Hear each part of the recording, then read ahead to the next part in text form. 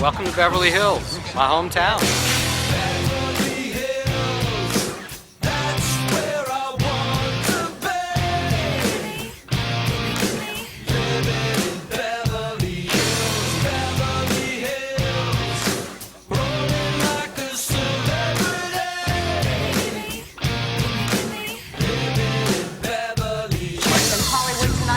I grew up in the middle of all this. I'm actually second generation in this office. My dad started it.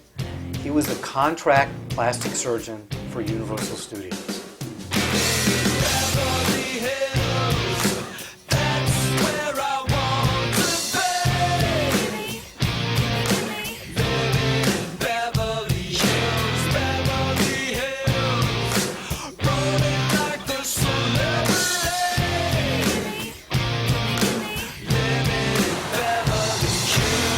I have people in magazine covers all over the world.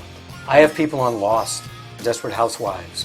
I have people 30, 40 times a week on American TV. My patients are with me for 15, 20 years already. And they're making millions and millions of dollars because of it. And the reason is, I keep them looking good. So if I can keep them looking younger, longer, literally decades longer, that's huge for their life. Neways number 1.